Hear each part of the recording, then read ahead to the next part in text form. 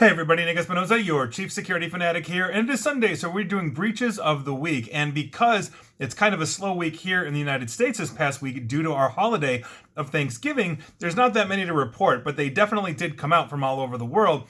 And here's what's going on. And as always, I want to thank the following people that sent me this information, and that would be Barrett Peterson, Chris Fallon, Abdul Rothma, and Kathy Ryan. Thank you very much. And if you have a tip for me, please send it my way, and I will give you a shout out here and on my nationally syndicated radio show as well. And with that, let's dive right in. No time to lose. Let's start with Canada, specifically CoinSquare, one of Canada's largest cryptocurrency exchanges. The exchange just emailed customers on November 25th to report a data incident in which an unauthorized third party accessed a customer database containing personal information. We are talking about customer names, email addresses, residential addresses, phone numbers, dates of birth, device IDs, public wallet addresses, transaction history, and account balances. So if you use CoinSquare, heads up to you. Moving on. Let's talk about UMaine at Augusta, and this is kind of an amusing one. The Portland Press Herald basically just reported that a technical glitch happened this past Thursday, Thanksgiving, potentially allowing students to change grades and view confidential information. So if you go to the University of Maine at Augusta, you could be valedictorian if you got this one early. Moving on. Let's talk about Pennsylvania-based Gateway Rehabilitation Center. They just notified 130,000 individuals of a data breach they discovered in June of this year. We're talking names, birth dates, social security numbers, medical info, health insurance information, and financial account information of current and former patients that were potentially compromised. So heads up to you, Gateway Rehabilitation Center patients. Moving on, let's talk about Wright in Philippus. I don't know what they do, but on November 18th, Wright in Philippus reported a data breach with the U.S. Department of Health and Human Services Office for Civil Rights. Well, that just explains it. They are obviously healthcare. Totally forgot that. They also had to notify the California Attorney General. They learned of a ransomware attack. Now, according to this breach, we are talking about names, dates of birth, patient numbers, social security, financial account numbers, and health insurance information being compromised. They recently sent out breach notices to all those affected. Moving on, let's talk about the county of Tehama, California, because an investigation revealed that an unauthorized third party had access to the county systems between November 18th of last year through April 9th of this year. Files essentially were accessed in their infrastructure, and here we are. So we are talking about names, addresses, birth dates, social security numbers, driver's license numbers, and the details about the services that impacted individuals might have received from their social services department. So heads up to you if you've received social services from Tehama, California. Moving on. Let's talk about Home Trust Mortgage, because on November 23rd, basically they reported a data breach to the Attorney General of Montana, and what we are talking about here is names, addresses, social security numbers of certain customers being compromised. They also sent out breach notices as well, so heads up if you use Home Trust for all your mortgage needs. Moving on, let's talk about Gate Petroleum Company, because on November 9th, they reported a data breach to the Maine's Attorney General after they learned an unauthorized party had gained access to sensitive information stored on their network. And according to Gate, we're talking names and social security numbers of individuals. They also sent out breach notices. Moving on, and this is amusing and sad at the exact same time. We're going to be talking about AirAsia. Now, they got hit with a ransomware attack, and the criminals stole information about their staff and passengers.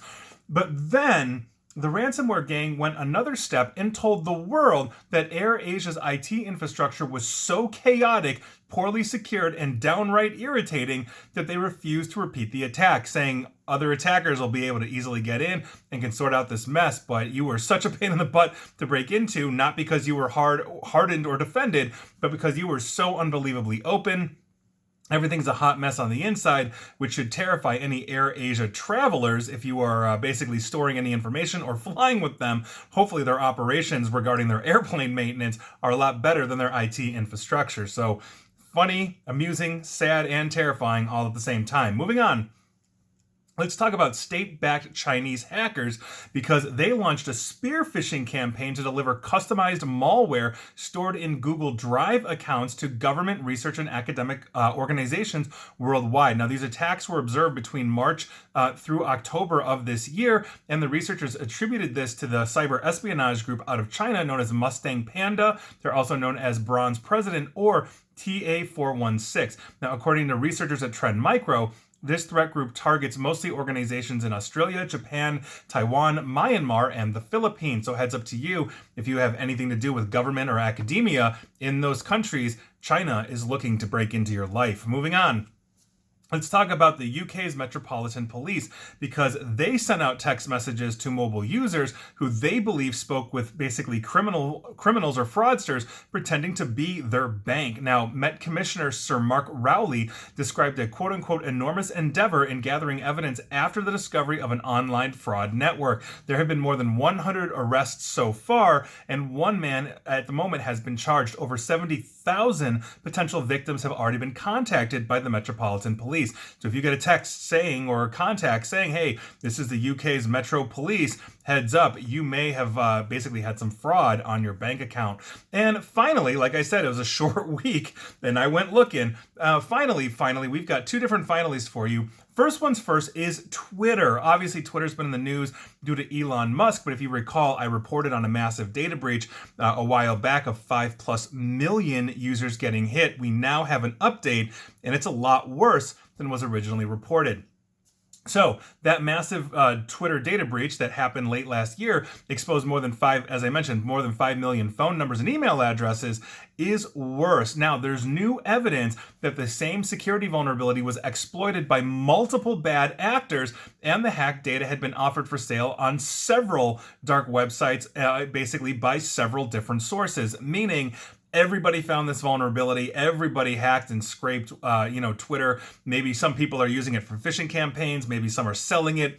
Whatever it is, those 5 million or more were hacked and their data was taken by multiple criminal organizations around the globe. That's obviously a huge problem. And as Twitter is attempting to spin up end-to-end encrypted messaging, something I talked about, I believe, in my last video / podcast, or 2 days ago or 3 days ago or so. This obviously is a black eye for that. Twitter obviously going through a lot of internal consternation right now as Elon Musk is shaking things up. Whether you like that or hate that, that's literally what's going on. And finally, I want to talk about WhatsApp because I have been saying this forever. I've done multiple videos and podcasts and talked about this on my radio show that WhatsApp is not nearly as secure as Facebook claims to be, and we have some new news that really underscores that. Now, as reported by Cyber News, someone is selling a 2022 database of 487 million WhatsApp mobile numbers. This includes accounts from 84 countries, US, UK, Russia, Egypt, on and on and on and on.